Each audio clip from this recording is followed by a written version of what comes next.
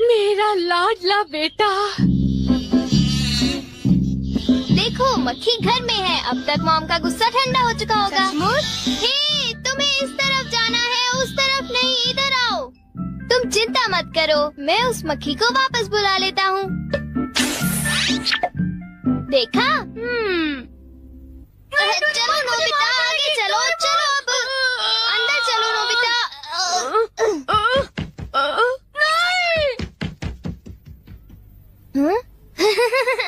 इधर आओ।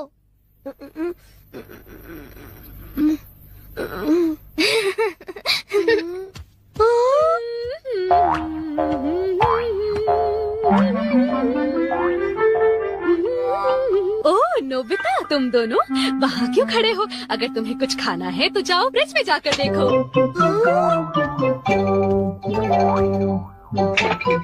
हाँ, ये केक तो मुझे बहुत टेस्टी लग रहा है। तुमने कर दिखाया डोरेमोन। अब मैं कुछ भी कर सकता हूँ और मुझे डांट नहीं पड़ेगी। पर तुम्हें ऐसा काम नहीं करना चाहिए जिसकी वजह से तुम्हें डांट पड़े। ये लो, कुछ नहीं होता, लेकिन चलो खाते हैं।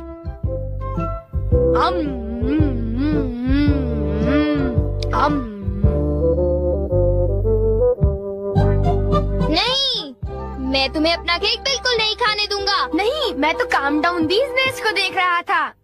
ये नेस्ट मेरे लिए बहुत काम की चीज है। अब मुझे सबसे पहले किसके पास जाना चाहिए? मेरे पास इतने सारे राज हैं कि उनके लिए मुझे डांट पड़ती है। मुझे अब अपने सबसे प्यारे दोस्त के पास जाना चाहिए। वो है शिजुका। शिजुका, मैं हमेशा सोचता था कि मैं एक दिन तुमसे माफी मांगूंगा। पर क्यों?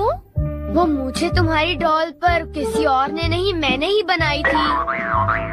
मुझे माफ कर दो शिजुका। वो तुम थे? तुम कितने मतलबी हो। वो डॉल मुझे बहुत प्यारी थी, तुमने मुझे बना दी। कितने मतलबी हो तुम। नोबिता, तुम बहुत करते हो। नोबिता, तुम बहुत बुरे हो। मैं तुमसे बात नहीं करूँगी। हाँ?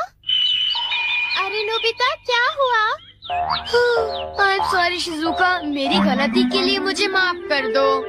नोबिता, अब सब कुछ ठीक हो गया है। हाँ, मैंने कर लिया। Yes. Bye. Good bye Nobita. क्या कहा तुमने? फिर से तो कहना। हाँ, कल मैं बार बार आपकी खिड़कियों के कांच तोड़कर भाग गया था। आपको तो याद होगा। एक तो मेरा कांच तोड़ते हो, ऊपर से अपने बर्ताव को तो देखो। कौन से स्कूल में जाते हो तुम? तुम्हारे मॉम डैड ने तुम्हें कुछ सिखाया कि नहीं है? अच्छा, मैं बहुत खुश हूँ कि तुम इतनी ईमानदारी से मुझसे माफी मांगने आए हो। अंदर आओ, चाय पियेंगे, कुछ खाएंगे, बातें करेंगे। आ जाओ। मुझे बाहर जाने दीजिए, मुझे घर जाना है।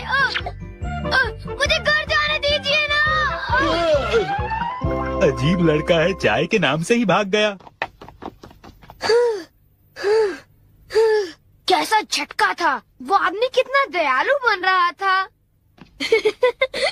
पर अब अपनी गलतियों के लिए माफी मांगकर बहुत अच्छा लग रहा है। और अगला आदमी मुझे माफ कर दो जियान, मुझे माफ कर दो प्लीज। रुक जाओ, आज तुम नहीं बचोगे। सुना तुमने? ये दोनों हमेशा लड़ते रहते हैं। नोबिता प्लीज, मुझे जियान से बचा लो प्लीज। हट जाओ नोबिता। देखो नोबिता, हमारे झगड़े के बीच में मत आओ। तुम नहीं जानते इसने क्या किया है। इसको तो तुम्हें ऐसी छोटी मोटी बातों पर लड़ाई झगड़ा तो बिल्कुल नहीं करना चाहिए। सुनियो को माफ कर दो। अगर तुम दोनों लड़ाई करोगे तो तुम दोनों में से किसी को भी गहरी चोट लग सकती है। नोबिता, तुम इसे बचाने की कोशिश मत करो। मेरा खून खौल रहा है। आज मैं इसे नहीं छोड़ूंगा।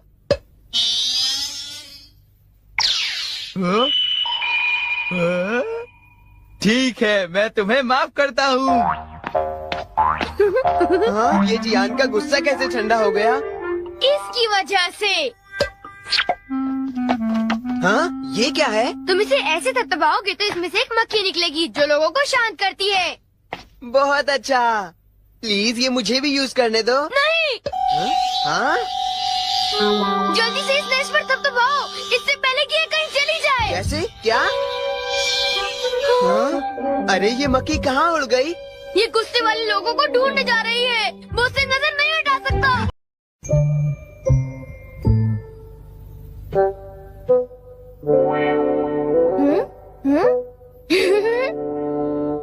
वाह! तुमने मुझे डरा दिया। तुम ऐसा क्यों करते हो? तुम कर क्या रहे हो? कहीं तुम अपने ही घर में चोरी करने का प्लान तो नहीं बना रहे? बिल्कुल नहीं। तुम मुझ पर ऐसा इल्जाम कैसे लगा सकते हो?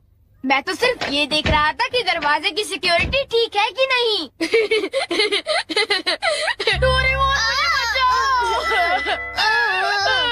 कोई तो बात जरूर है। अब बताओ तुमने क्या गड़बड़ की? मॉम मुझे जल्दी ढूंढ लेंगी। मॉम बहुत ही गुस्से में है। अब क्या? बहुत बुरा हुआ। चलो मैं भी तुम्हारे साथ माफी मांगने जाऊंगा, ठीक है? जैसा कि आप जानते हो हम बहुत शर्मिंदा हैं, इसलिए मैं और नोबिता आपसे माफी मांगना चाहते हैं। मुझे माफ कर दो। माफ करो और तुम्हें? वैसे आप तो नोबिता को पढ़ाई के मामले में जानती हैं ना? उसके मार्क्स तो हमेशा की तरह 5, 4, 3, 2, 1 और अगला नंबर है 0। हमेशा की तरह उसे टेस्ट में 0 मिला है। आपके लिए तो कोई नई बात नहीं है ना? क्या तुम्हें टेस्ट में 0 मिला? मुझे तो इस बारे में कुछ भी पता नहीं था। नहीं मॉम, दरअसल वो बात नहीं है। ओह अच्छा, जब तुम शॉपिंग करने गए थे तब तुमने उनके साथ पैसों की चीटिंग की थी। क्या तुमने चीटिंग की? तुम्हें ये आदत कब से लग गई नोबिता? अब बोलो भी। नहीं, दरअसल बात वो नहीं है। मैंने झूठ नहीं बोला। मुझे पता है तुमने मॉम को नींद में बोलते हुए टेप किया था और फिर सबको सुनाकर हंस रहे थे। कितना मजा आया था। बहुत किया फनी था।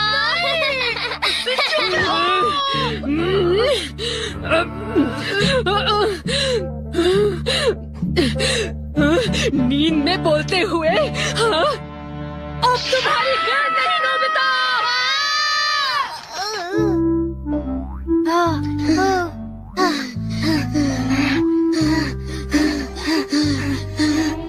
तुम कितने मतलबी हो डोरेमोन। जो बातें उन्हें नहीं बता दी तुमने उन्हें बता दी। सॉरी नोबिता, पर अब तुम क्या करने वाले हो? अब मैं बताऊं? क्या? हॉलवे? Oh no. चुप रहो, अभी उन्हें ये बात नहीं बता। मैं घर नहीं जा सकता। ठीक है, मैं कुछ करता हूँ नोबिता, तुम रोना बंद करो। Calm down, bee's nest. एक बीज नहीं। चिंता मत करो, ये तो सिर्फ एक रोबोट है। ये गुस्से वाले लोगों को ढूंढती है और लेजर रे से काटती है। जब उन्हें वो काट लेती है तो उनका सारा गुस्सा गुब्बारे की तरह फट जाता है।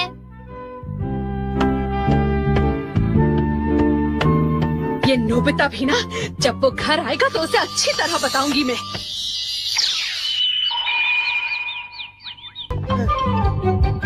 ये किस तरफ गई? कहाँ चली गई वो? सुनियो, ढूंढो उसे। और तेज भाग कर देखते हैं।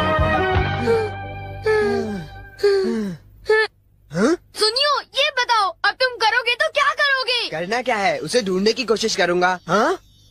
अरे देखो, वो वहाँ उड़ रही है। कहाँ? वो रही वो। जल्दी उस नेट को दबाओ, जल्दी, नहीं तो वो चली जाएगी। वापस आ जाओ, वापस आ जाओ। अब ये मेरा है। नहीं सुनियो, रुको।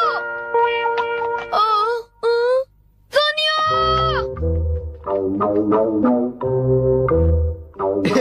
अब मैं इसके साथ कुछ भी कर सकता हूँ, मुझे कोई नहीं डांटेगा।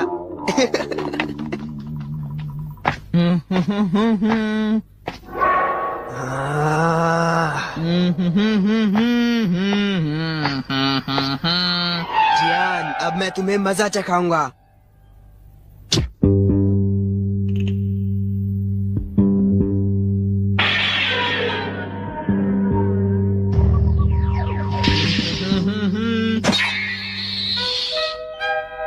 ध्यान से। मैं तो नीचे गिरने वाला था। डोरेमोन, तुम यहाँ क्या कर रहे हो? अरे नोबिता, मक्खी तो वापस आ गई, ये देखो। हाँ? मैंने 1 सेकंड के लिए अपनी आंखें इधर से उधर की तो ये वापस उड़ गई थी, पर मैंने उसे उसी समय पकड़ लिया। मतलब वो मक्खी जो सुनियो के पास है वो नकली है। ओ नहीं डोरेमोन, हमें सुनियो को बचाना होगा, जल्दी चलो। ये तुम क्या कह रहे हो?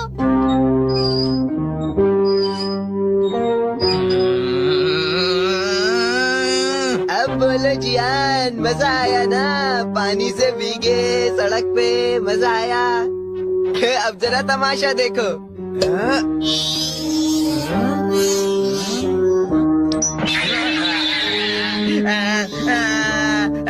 हाँ, अब तुम्हारा गुस्सा कम हुआ ना? प्लीज जियान, मुझे माफ कर दो प्लीज। माफ कर दूं, और वो भी तुम्हें? हाँ? हाँ? तुमने मेरे साथ ऐसा क्यों किया सुनियो? सॉरी।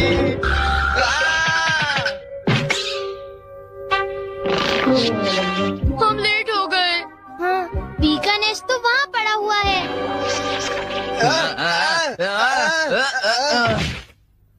क्या वो तुम्हारा है नोबिता? ये इसी ने करने को कहा था, सब इसी की गलती है जियान। नोबिता ये देखो, मुझे उस मक्खी ने काट लिया है। अब तुम्हें अपनी गलती की सजा भुगतनी पड़ेगी, समझ गए? आखिर तुम तीनों अपने आप को समझते क्या हो?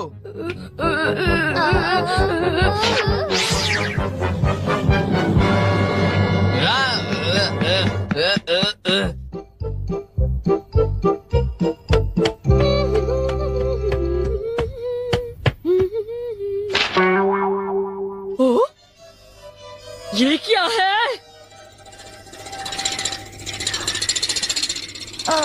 ये सब मेरे साथ ही क्यों होता है? मुझे माफ कर दो डोरेमोन, मुझे माफ कर दो। नोबिता, तो ये तुम्हारा काम था? जरा इस दीवार की हालत तो देखो। अब बताओ ये कैसे हुआ? ओह नो, उन्हें पता चल गया। डोरेमोन, मुझे काम डाउन दी दो। मैं तुम्हारी मदद नहीं करूँगा। जब तुमने गलती की है तो तुम्हें डांट पड़नी ही चाहिए। यही तुम्हारा सही इलाज है। नीचे उतरो। नोबिता, रुक जाओ। हाँ? डोरेमोन, प्लीज मेरी मदद करो। डोरेमोन, बचाओ। 3D planetarium. नोबिता, तुम घर पर हो?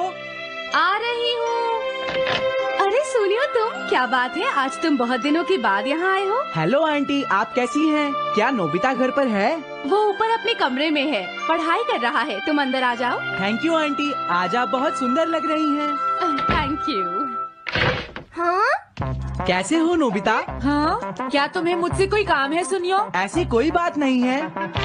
क्या तुम इसे पढ़ना चाहोगे नोबिता? हाँ, मैं इसे पढ़ना चाहता था। मैं डोरा केक्स भी लाया हूँ। हाँ? वाओ, डोरा केक्स। आराम से पढ़ो और खाओ। क्या सच में? सच में नोबिता। वाह, अरे वाह, मजा आ गया। टेस्टी है। हाँ? मैं मुसीबत में फंस गया हूँ, मुझे तुम्हारी मदद चाहिए। हाँ? देखो नोबिता, मैं ये चाहता हूँ कि जियान कल के बेसबॉल मैच में ना खेले। हाँ? मुझे पता था, तुम बिना मतलब के कुछ भी नहीं करते। मैं रिक्वेस्ट करता हूँ। लेकिन जियान ही क्यों? वो इसलिए क्योंकि जियान अपनी टीम का एस पिचर और कैप्टन है। हाँ, तुमने सही कहा। मैं टीम का एस पिचर और कैप्टन बनना चाहता हूँ। हाँ, तुम एस पिचर और कैप्टन बनना चाहते हो? लेकिन क्यों सुनियो? मेरी एक रिलेटिव है टमोमी, और सच में वो बहुत सुंदर है नोबिता। तुमने उसे इम्प्रेस करने के लिए बोल दिया कि तुम अपनी टीम के एस पिचर और कैप्टन हो। तुमने ऐसा कहा? हाँ, वो कल मेरे साथ मैच देखने जाएगी नोबिता। मैं उसे सच नहीं बता सकता, और अगर मैंने जियान को कुछ बताया तो वो मेरी बहुत पिटाई करेगा। इसमें भी कोई पूछने की बात है? इसीलिए मैं तुमसे मदद मांगने आया हूँ। तुम ये कॉमिक बुक पढ़ो नोबिता। तुम ये सारे डोरा केक खा लो। प्लीज मेरी मदद करो। डोरेमोन, हम इसकी मदद कर सकते हैं ना? जियान ने आज तक सिर्फ एक बार ही गेम मिस किया है, वो भी उस दिन जब वो गाने की प्रैक्टिस कर रहा था। नोबिता, आइडिया, हम उसे एक सिंगिंग कंपटीशन में भेजेंगे। पर उसका गाना सुनेगा कौन? अब क्या करें? वो तुम दोनों मुझ पर छोड़ दो। हाँ, लेकिन कोई पैसे लेकर भी उसका गाना नहीं सुनेगा। सबसे पहले मैं एक डोम बनाऊंगा। हाँ? डोरेमोन, ये क्या है? एक बात और नोबिता, कोई भी इसके बाहर से अंदर नहीं देख पाएगा। सच में? अब इसके बाद क्या होगा डोरेमोन? 3D planetarium. हाँ? ये सब क्या हो रहा है? मैच शुरू। अरे ये तो सुमो रेसलिंग है। ये तो असली लगती है। वो इसलिए नोबिता, ये असली 3 डायमेंशनल इमेज को प्रोजेक्ट करता है। तुम्हारे सामने हाँ? पिछले साल का समर टूर्नामेंट चल रहा है क्या ये पिछले साल का समर टूर्नामेंट है? और इस डायल को घुमाते ही वाओ, पिरामिड। अरे ये तो इजिप्ट है। अगर मैंने किसी सिंगिंग प्रोग्राम की इमेज को प्रोजेक्ट किया तो उसके बाद जियान अपने आप को रोक नहीं पाएगा। सही कहा। लेकिन डोरेमोन, इसका साइज तो बहुत छोटा है, हम लोग पकड़े जाएंगे। उसकी चिंता मत करो, डोम के बड़ा होते ही इमेज का साइज भी बड़ा हो जाएगा। हमें बस एक बड़ा एरिया चाहिए होगा। बेसबॉल ग्राउंड के सामने वाली जगह कैसी रहेगी डोरेमोन? हाँ, वो जगह बिल्कुल सही रहेगी। लेकिन वहाँ तो हमें उसका गाना सुनना पड़ेगा। ये तो है। कितनी भी तेज आवाज हो, वो डोम के बाहर नहीं निकल पाएगी। फिर हाँ? तो कोई प्रॉब्लम नहीं। बहुत अच्छे डोरेमोन। कल वो मैच नहीं खेलेगा। अब मुझे किसी का डर नहीं है। एक सिंगिंग कंपटीशन? तुमने मुझसे कहा था ना तुम जाना चाहते हो जियान। फिर कभी चलेंगे। आज मेरा एक इम्पोर्टेंट मैच है। क्या? लेकिन तुम्हारे फैंस तुम्हारा इंतजार कर रहे हैं। हाँ जियान, सच में। क्या तुम सबको अपना गाना नहीं सुनाना चाहोगे? लेकिन मेरा तो आज बेसबॉल मैच है। क्या अपने फैंस को ऐसे ही छोड़ दोगे? कौन सी चीज ज्यादा जरूरी है, बेसबॉल या सिंगिंग? हाँ, सही कहा। सिंगिंग ज्यादा जरूरी है। ये हुई ना बात। हाँ, तुम सबके आइडल हो। अब जल्दी चलो जियान। तुम इसकी मदद से सीधा स्टेज पर पहुंच सकते हो जियान। हाँ, मैं जाता हूँ। अरे वाह, ये तो शानदार है। क्या ये सब मेरे ही फैंस हैं? सच में जियान, और ये सब तुम्हारे गाने का इंतजार कर रहे हैं। वाओ, मैं इसके लिए तैयार हूँ डोरेमोन। आप सभी लोगों का इंतजार करने के लिए शुक्रिया। आपका इंतजार खत्म हुआ। अब फेमस सिंगर जियान आपको अपना गाना सुनाएंगे। तो प्लीज वेलकम कीजिए mister Gian. Oh, thank you. मैं हूँ जियान। काम पूरा हो गया नोबिता। अब तुम जाकर ये बात सुनियो को बता सकते हो। अभी जाता हूँ। हाँ, अब क्या हुआ? मैं अपने फैंस के सामने ऐसे कपड़े नहीं पहन सकता। मुझे अच्छे कपड़े चाहिए डोरेमोन। ठीक है, समझ गया। अब मैं इसे यूज करूँगा। एक सिंगर ऐसा ही दिखना चाहिए।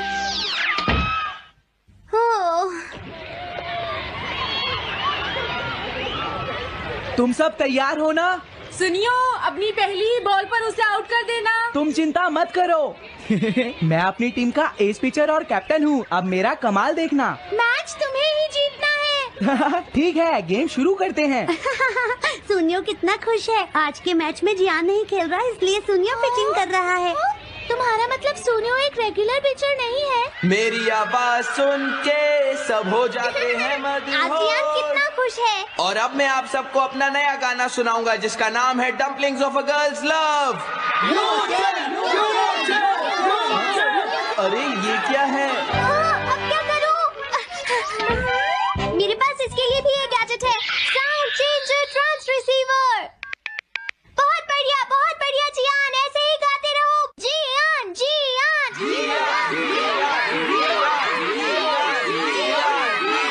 अब यही तो मैं सुनना चाहता था। क्या तुम लोग तैयार हो?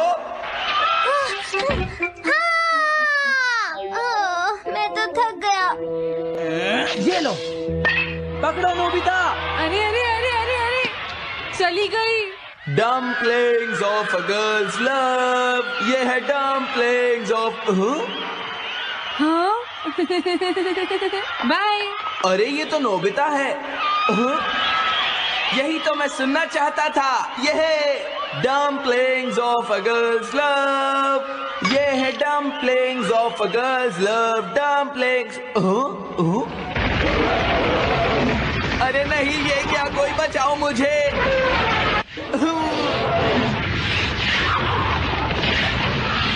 ये कैसे हुआ?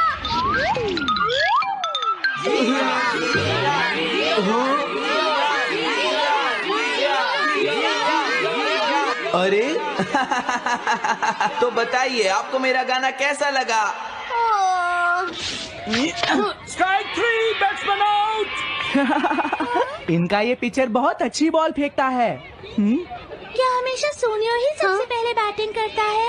नहीं, सबसे पहले तो जियान बैटिंग करता है। लेकिन ऐसा कैसे हो सकता है?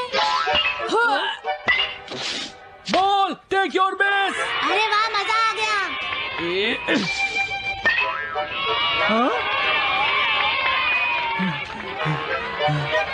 मैंने तुमसे कहा था ना, मैच बहुत मजेदार होगा। ये तो बहुत बोरिंग है। मैं घर जा रही हूँ सोनियो, बाय। हाँ, मेरी बात सुनो। रुक जाओ। अरे जल्दी करो, बॉल फेंको। हाँ, अभी फेंकता हूँ। पकड़ो नोबिता। अरे अरे अरे अरे अरे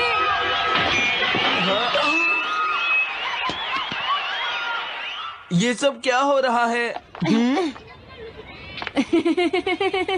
भागो। तुमने सारे गाने गा लिए जियान? ये क्या हो रहा है? मैं हूँ जियान, मैं हूँ बड़ा ताकतवर, मेरा गला है बहुत सुरीला, मेरी डोरेमोन, इसे जल्दी ठीक करो। मैं कोशिश कर रहा हूँ। जल्दी करो डोरेमोन। अब हेलो दोस्तों, नमस्ते और स्वागत है मेरे डोरेमोन मिस्ट्री पार्ट 9 के रिव्यू में। मैं हूं आपका होस्ट और आज हम बात करेंगे डोरेमोन के एक और थ्रिलिंग रहस्यमयी एपिसोड की जो आपको हैरान कर देगा।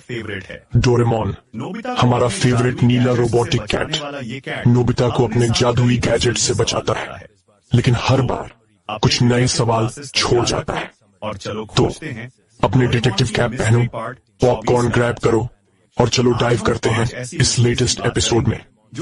सीजन 20 का ये नया एपिसोड जो रिलीज हुआ 23 मई 2025 को है 2 मजेदार मिस्ट्री स्टोरीज का कूल कॉम्बो, दी विस्परिंग टाइम कैप्सूल और दी शैडो ट्रैकर। चलो शुरू करते हैं समरी रिव्यू और देखते हैं क्या है खास इस एपिसोड में।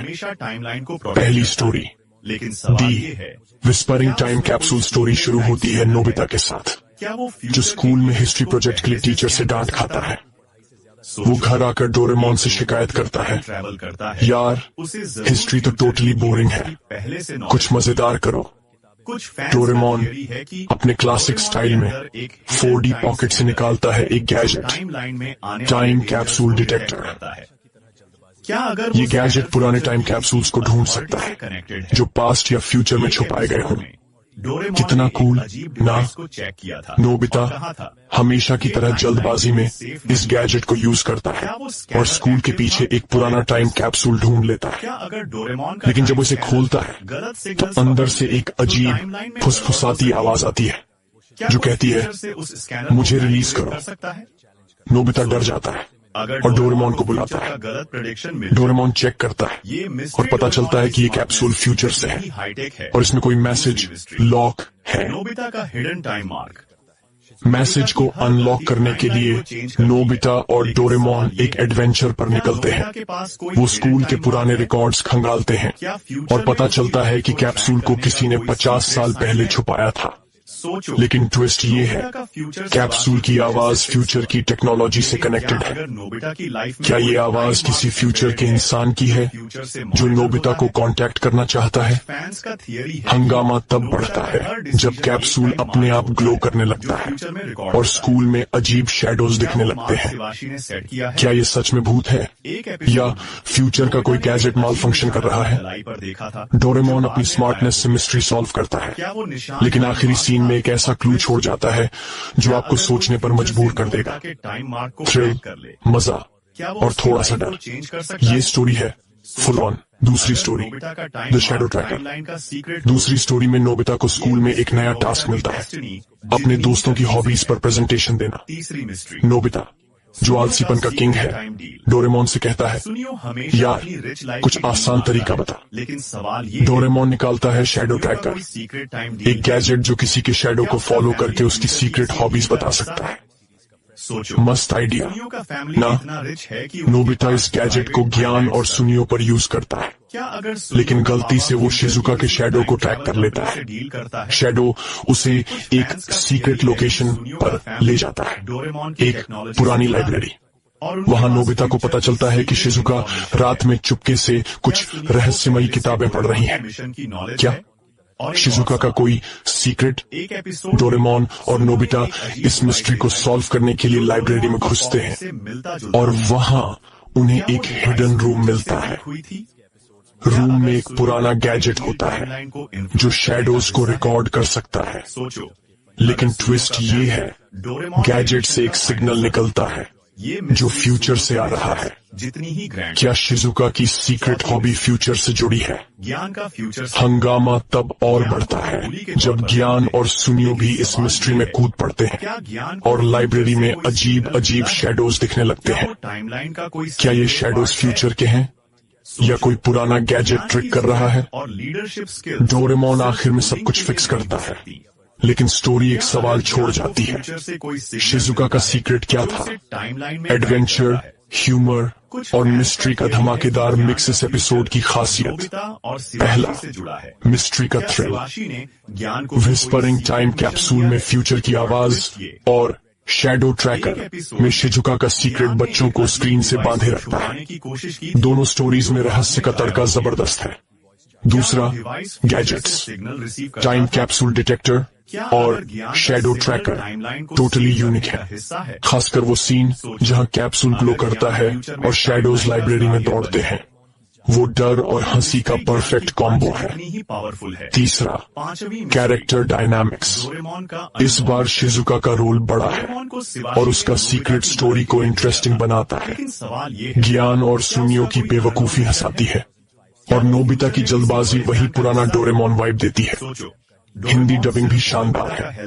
डोरेमोन की सिर पकड़ने वाली आवाज और नोबिता की मासूमियत टॉप नॉच है। चौथा, लेसन।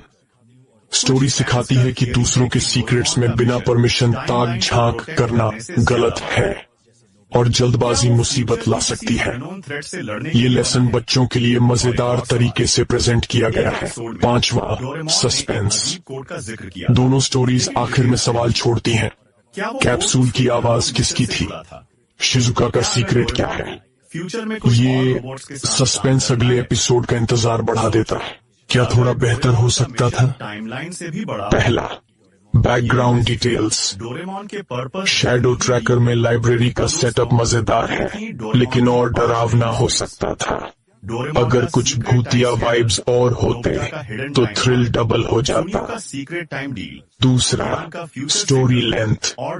विस्परिंग टाइम कैप्सूल को थोड़ा ज्यादा टाइम मिलता तो कैप्सूल की बैक स्टोरी और डीप हो सकती थी। क्या वो फ्यूचर की किसी सिविलाइजेशन से था? थोड़ा और खुलासा अच्छा होता। तीसरा, एनिमेशन। सीजन 20 का एनिमेशन क्रिस्प है, लेकिन कुछ सीन्स में बैकग्राउंड सिंपल लगे। पुराने डोरेमोन एपिसोड्स के रंग बिरंगे डिटेल्ड बैकग्राउंड्स वाला फील थोड़ा मिसिंग था। कौन देखे?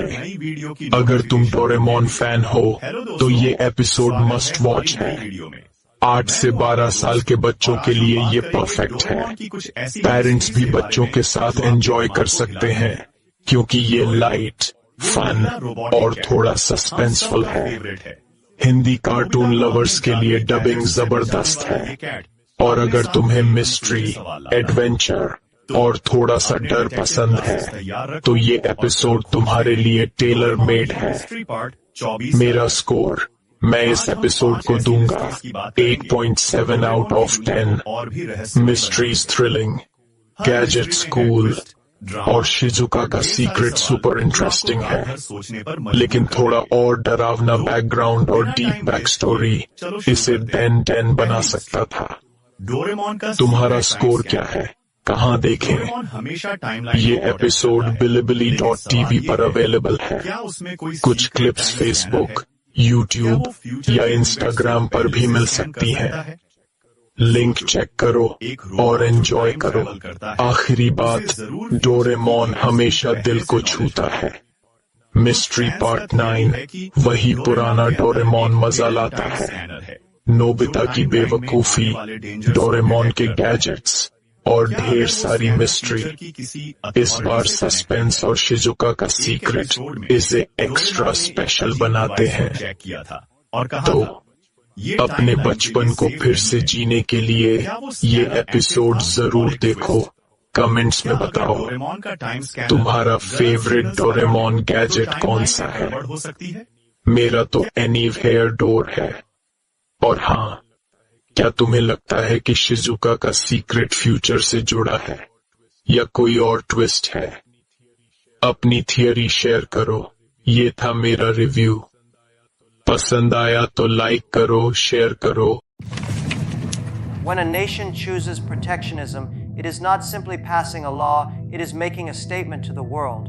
A 50% tariff sounds powerful, like a wall built to shield domestic industries from outside pressure.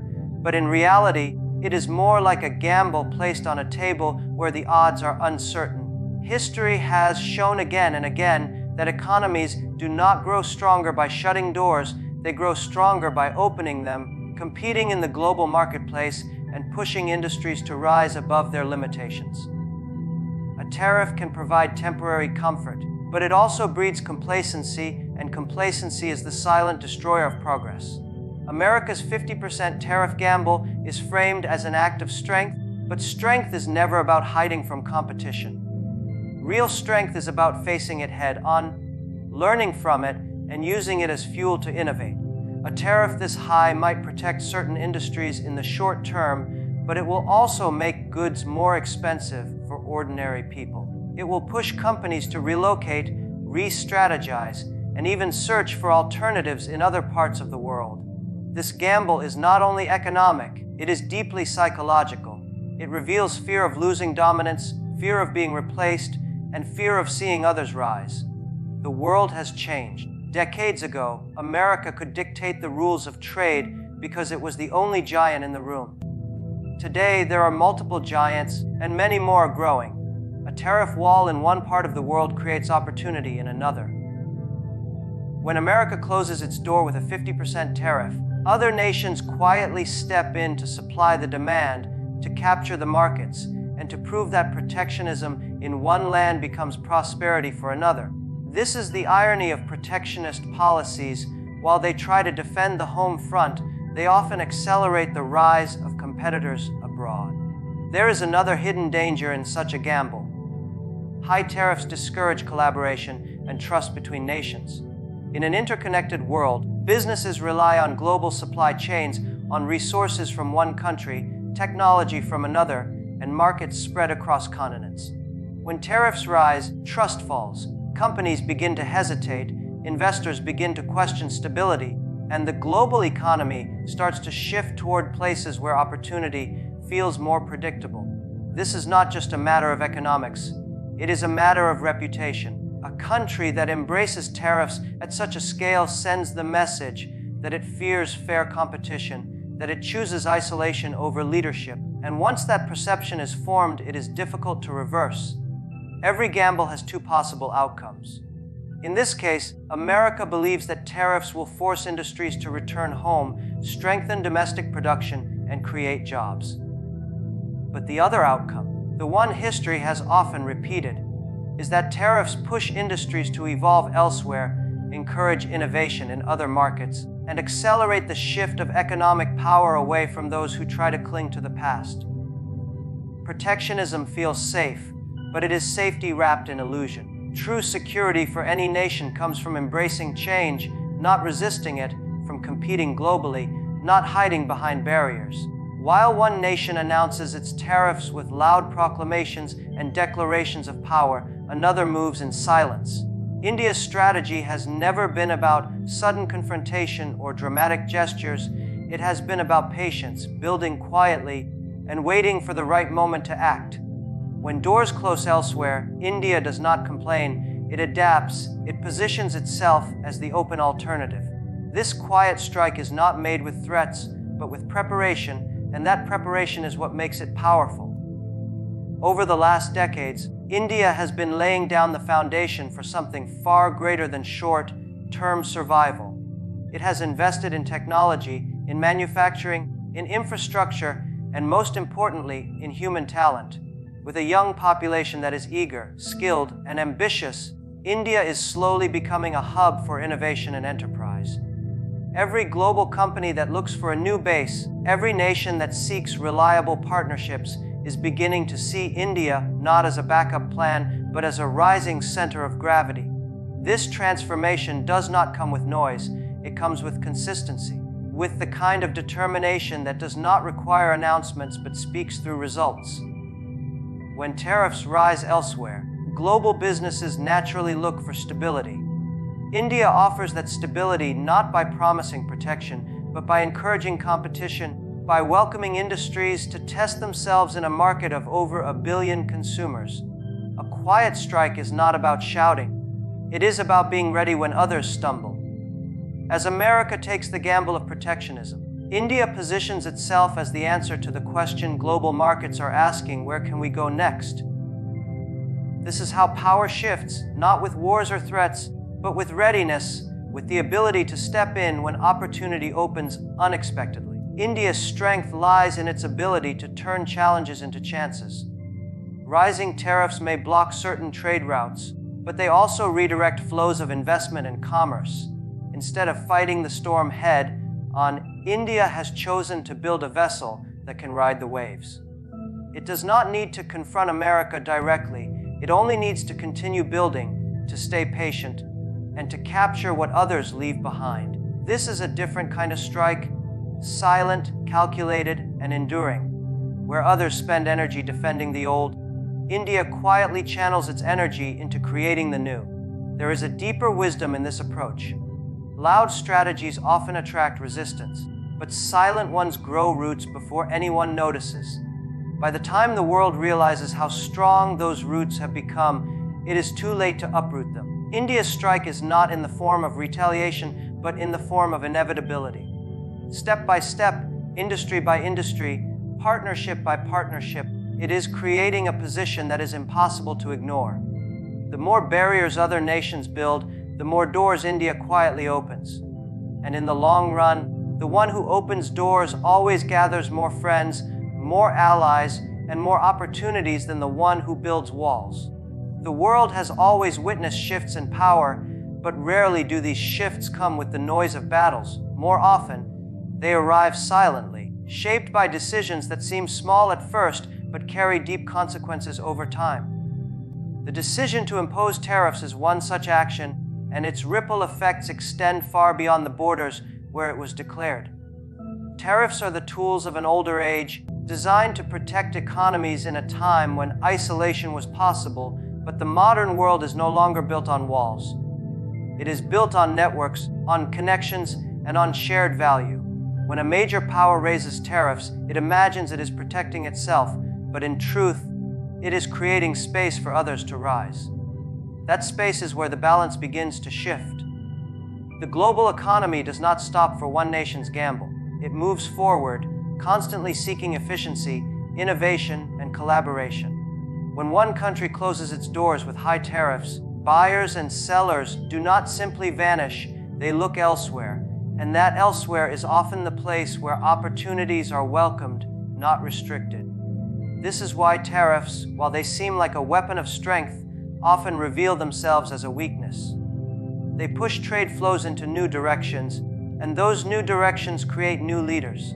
The balance of global power begins to tilt not through dramatic announcements, but through steady shifts in where businesses invest, where supply chains relocate, and where technology finds its next home. Innovation has become the true currency of the future, and innovation does not thrive behind walls.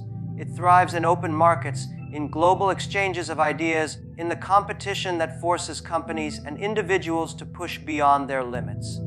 By raising tariffs, America signals to the world that it is retreating from this arena of open competition. And as it retreats, others step forward. India, along with other emerging powers, does not need to fight for this space aggressively. It only needs to keep innovating, keep collaborating, and keep positioning itself as the partner the world can rely on. Over time, this quiet persistence builds momentum, and momentum is what changes the balance of power. The shift is not only economic but also psychological. The perception of where the future lies is often more powerful than present numbers. When businesses and governments begin to believe that the next wave of growth, the next hub of innovation, the next reliable trade partner lies outside of the old power centers, the flow of trust moves as well. And once trust moves, money, talent, and technology follow. A tariff may protect industries for a few years, but trust lost to protectionism can take decades to recover. This is why the global balance begins to change not through immediate impact, but through the erosion of confidence in one system and the growing belief in another. Every great shift in history has followed this pattern. Empires rise not because they demand power, but because they create conditions where others willingly bring it to them. Empires decline not because they are invaded, but because they isolate themselves, believing they are strong enough to stand alone. Tariffs are the modern symbol of that isolation. They represent a desire to hold on to dominance instead of adapting to the changing world. And in that hesitation, others move forward. This is how the balance shifts, quietly, steadily, and inevitably, toward those who choose openness over fear, collaboration over walls, and innovation over protection. The world is entering a time where the old playbooks no longer work. Tariffs, trade wars, and protectionist measures once shaped the global economy, but today they are reminders of a past that cannot keep up with the present. The lesson for the future is clear. Real strength does not come from closing doors, it comes from opening them. Nations that understand this truth will lead, and those that resist it will slowly find themselves watching from the sidelines. The future belongs to those who can see beyond fear, who can embrace the unknown with confidence, and who can prepare today for opportunities that will not be visible until tomorrow. Raising walls may create a momentary sense of control, but that control is fragile. Every barrier built is also a barrier to learning, to adapting, and to engaging with the very competition that drives growth. The future will not be decided by who can protect the most, but by who can innovate the fastest, who can connect the widest, and who can collaborate the deepest. The countries that will rise are not the ones playing defense against change, but the ones building new systems, new industries, and new ways of thinking. This lesson is visible in every shift of history. Those who embraced change thrived, those who feared it faded. The future also teaches that silence can be more powerful than noise. Loud policies may dominate headlines, but quiet strategies reshape the world. Nations that focus on building, on nurturing talent, on strengthening partnerships, and on investing in innovation do not need to make constant declarations of power. Their progress speaks for itself. When the future arrives, it will not care about the speeches made today, it will only care about who prepared the most consistently. Preparation, patience, and persistence form the true backbone of leadership in the coming era. Another lesson is that trust is the real currency of the future. Economies run on money, but money flows where trust already exists. A country can have wealth, but without trust, it cannot lead. Tariffs damage trust because they send a message of fear and insecurity. Collaboration builds trust because it shows openness and confidence. The nations that earn the trust of others will naturally attract investment, talent, and influence. This is why the lesson for the future is not about building higher walls, but about building stronger bridges. The stronger the bridge, the more people and opportunities can cross it, and the more prosperous both sides become. The final lesson is that the future will not wait for anyone. It does not pause for nations that hesitate, nor does it reward those who cling to the past. It moves forward relentlessly, rewarding the bold, the prepared, and the innovative. The gamble of tariffs is a gamble on the past, but the world is racing toward the future. Those who continue to look backward will stumble, and those who keep moving forward will lead. The lesson for the future is simple yet powerful. Embrace change, welcome competition, build trust, and prepare tirelessly, because the next era of leadership will not be claimed by those who try to defend what they have, but by those who create what the world needs next. The story of tariffs, protectionism, and global competition is not just about numbers and policies, it is about vision. One nation chooses to gamble with walls, believing that fear will protect its industries. Another chooses patience, silence, and preparation, trusting that opportunity will come to those who are ready. And in between these choices, the world itself begins to shift. Power does not remain with those who cling to the old, it moves toward those who create the new. The lesson is not only for nations, but for every individual, every business, every leader. When you build barriers around yourself, you may feel safe for a while, but safety without growth eventually becomes weakness. When you open yourself to challenge, competition, and change, you may feel uncertain, but it is in that uncertainty that true strength is born. The future does not belong to those who hide behind tariffs, fears, or excuses. It belongs to those who innovate, collaborate, and prepare with quiet persistence.